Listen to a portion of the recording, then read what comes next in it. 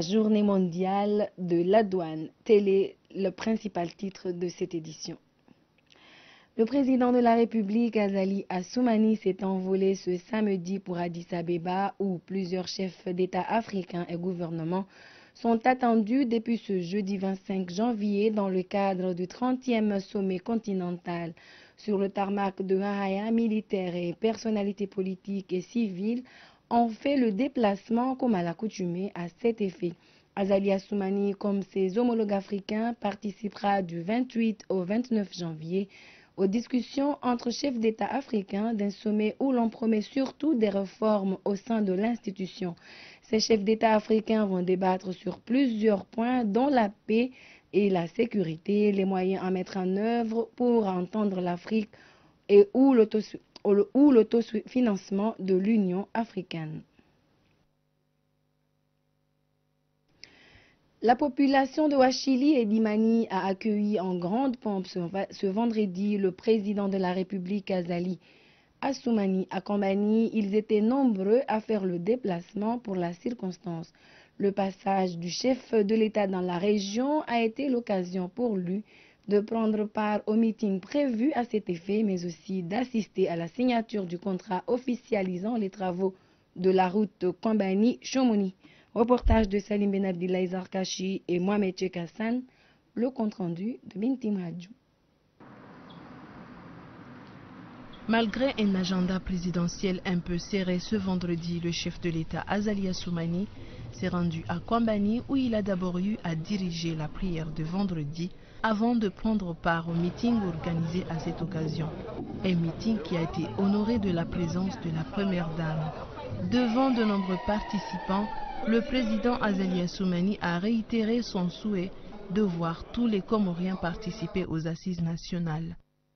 C'est devant un public large dans une salle pleine à craquer que le chef de l'État annonce la bonne nouvelle, celle de la signature sur place de l'accord relatif aux travaux de réhabilitation de la route menant de Kombani à Chomoni.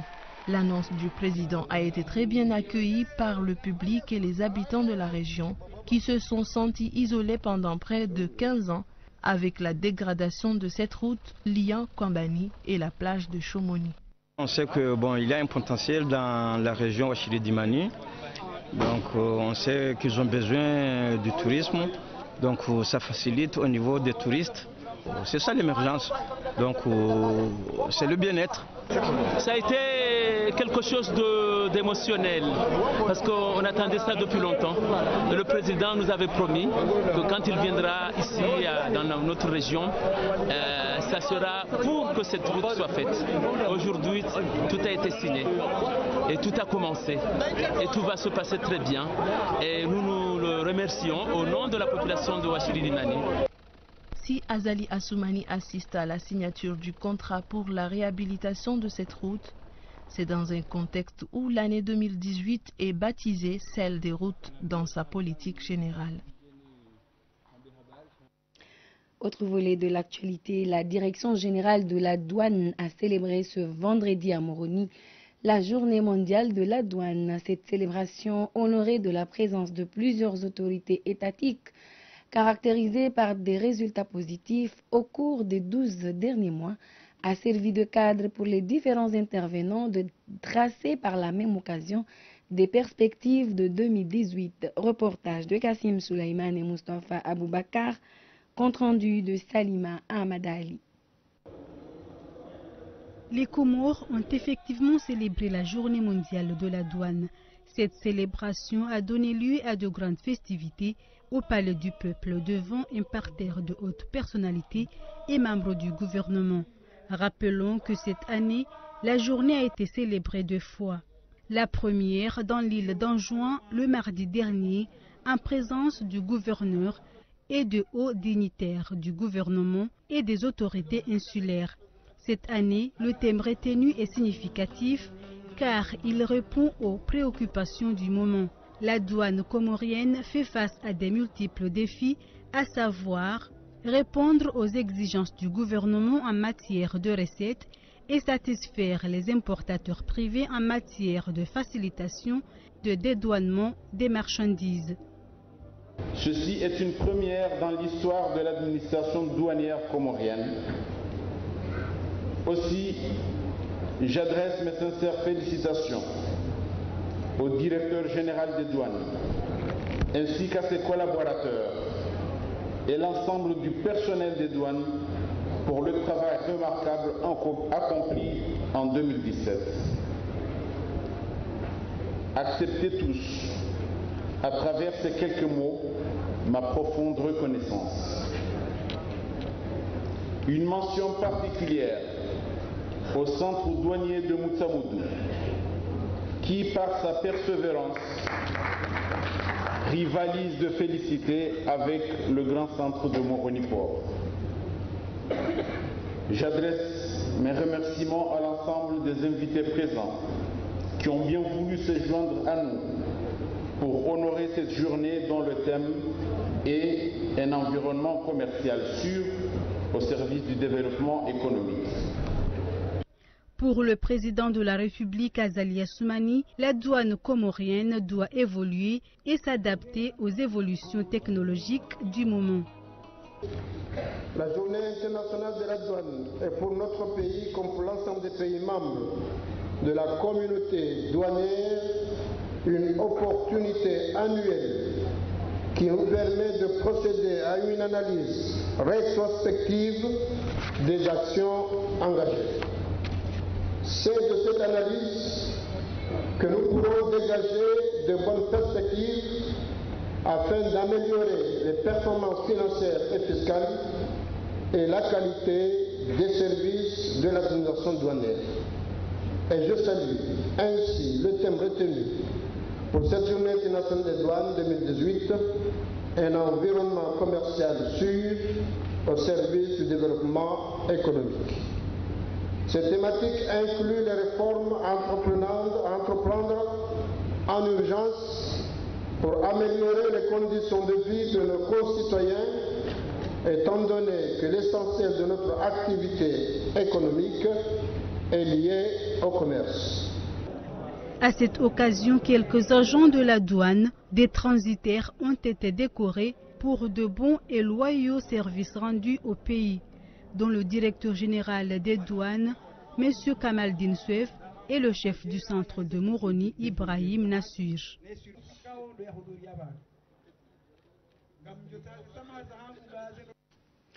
L'Union des Comores sera dotée dans un proche avenir d'un centre de surveillance pour la piraterie et la circulation des navires au niveau de l'océan Indien. Reportage de Kassim Souleyman et Moustapha Aboubakar, compte rendu d'Ormia Abdou Simba. Fin effectivement ce vendredi à l'hôtel Golden Tulip d'une deuxième formation sur la visualisation et l'analyse de données maritimes au niveau de l'océan Indien.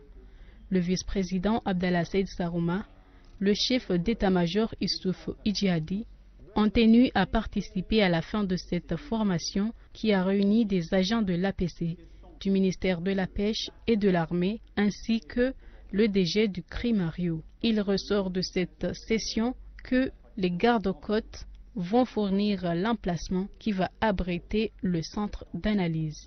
Parmi les 10 camarades comoriens qui étaient en formation à Tananarive avec leur ami malgache, aucun n'a échoué à la formation, et puis que là, cette deuxième session a permis de constater que les compétences qu'ils avaient acquises, ils les avaient bien ancrées en eux, et que derrière, ils sont parfaitement capables de former eux-mêmes d'autres Comoriens qui viendront ensuite armer le Centre national des forces comoriennes pour la surveillance maritime. J'ai beaucoup parlé de ce centre avec les différentes autorités que j'ai rencontrées au cours de ces 3 jours. Je suis plutôt optimiste sur la réalisation effective de ce centre. Il y a encore des travaux à faire, il faudrait que ces travaux arrivent à finalité, et puis qu'à partir du mois d'avril, on puisse mettre en place le système de partage de l'information maritime que nous proposons, qui s'appelle IORIS, et qui va permettre d'échanger avec les centres de Tananarive, de Mahé et de tous les pays alentours pour avoir le maximum d'informations sur la circulation maritime, qui vous permettra de mieux maîtriser la circulation maritime autour de vos îles. La création du centre de surveillance de Moroni permettra d'élargir le périmètre de sécurité au sein de la région de l'océan Indien.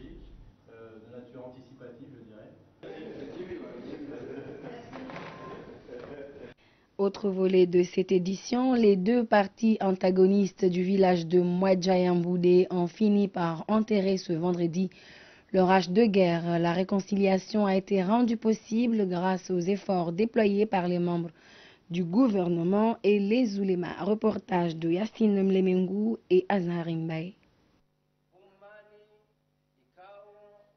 Après la prière de vendredi, en présence du grand moufti, ouléma, membre du gouvernement et représentant de la région Boudé, il a été officiellement annoncé que la hache de guerre est enterrée entre les deux parties antagonistes de ce village de Mwadjamboudé. Ceci est dû à des réunions, discussions et échanges entre les représentants des deux parties en conflit, ceux du ministère de l'Intérieur et des oulémas. Pour les villageois, il est temps de s'orienter vers l'avenir de la localité. Quant au grand moufti, s'unir est un esprit religieux. Selon le représentant de la diaspora de la région Boudé, c'est un ouf de soulagement car ce problème a affecté le développement régional. On est réunis le vendredi à Mwadja pour justifier comme quoi il n'y a aucun souci, tout va très bien pour le peuple de Mwadja. Il n'y a aucun, ni parti, ni autre parti, mais il faut être d'accord. Les réunions sont unies et le gouvernement et Moufti, ils ont validé. Il n'y a aucun souci à Mwadja pour le peuple de Mwadja, de Mboudé, à tout le monde. Donc je me présente que quand j'arrive à Marseille, je dirai le peuple de Mboudé et le peuple de Mwadja, comme quoi il n'y a aucun souci.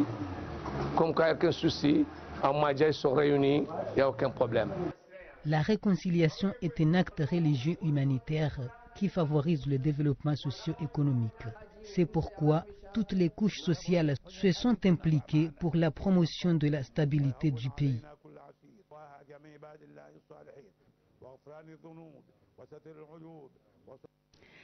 L'association Dirman Aïba de Moutsamoudou en juin a reçu ces tout derniers jours un don de matériel télévisuel et antennes paraboliques pour des milieux vulnérables. Cette approche des personnes de bonne volonté vise à accompagner les membres pour la promotion du sport dans l'île. Reportage d'Abdallah Ribou et Abdallah Omar. Cette association a pour objectif d'aider et accompagner la jeunesse sanjoanaise dans le domaine sportif. C'est pourquoi il a jugé nécessaire d'offrir à cette jeunesse des appareils télévisuels et antennes paraboliques leur permettant de suivre les matchs à caractère international. Les bénéficiaires ont apprécié le geste et ils espèrent que d'autres associations viendront les aider dans d'autres domaines pour le développement de l'île. Certains jeunes ont remercié les responsables de la dite association avant de montrer l'importance du sport. Les responsables de l'association ont promis aux jeunes que d'autres aides viendront dans les mois à venir. L'association Dirman Aïba a été créée à Moutsamoudou en juin dans le but d'aider l'île dans son développement. En sport toujours, football, l'équipe enfant des Comores de Vouvouni et Aventure d'Ouéla de Mitsamiouli se retrouve ce dimanche au stade de Moroni en finale de la Coupe de l'Union sportive de Zilimadjou. Les deux formations abordent cette rencontre au sommet avec la même soif de victoire. Il existe tout de même une différence. La première veut et la seconde doit gagner. Dans ce contexte, il paraît difficile de se livrer à des pronostics, d'autant plus que les deux équipes disposent des moyens de leur ambition.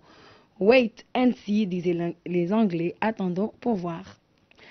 Le groupe Taibo Fitness Dance a célébré avec faste ce vendredi à l'Institut national de la jeunesse et des sports IGS sa 3e édition. Cette célébration, dont le thème est sport et santé, avait mobilisé non seulement des autorités sportives, mais aussi représentants de la société civile. Reportage d'Ayatoullah Mahmoud et Sofiati Ibrahim.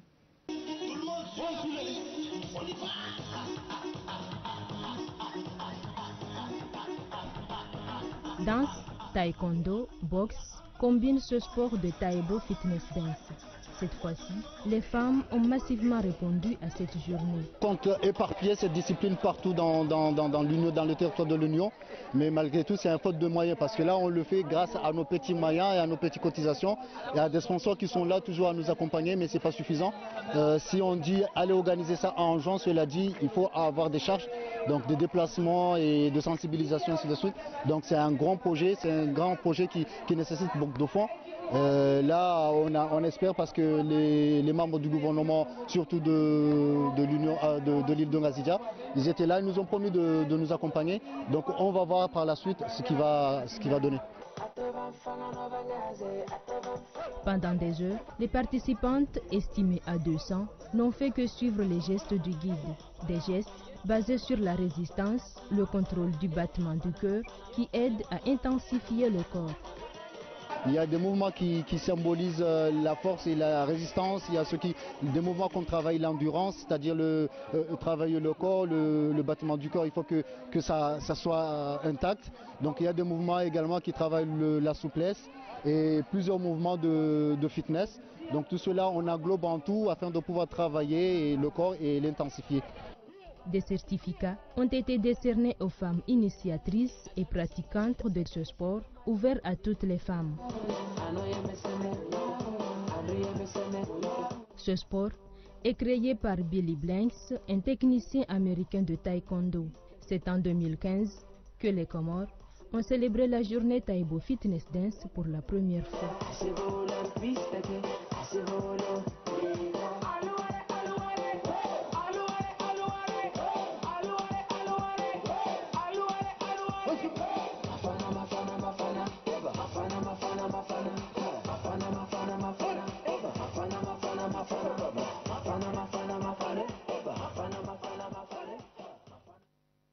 Donc, du sport pour une meilleure santé. C'est la fin de cette édition, mais avant tout, le principal titre, célébration ce vendredi à Moroni de la journée mondiale de la douane. C'est la fin de cette édition.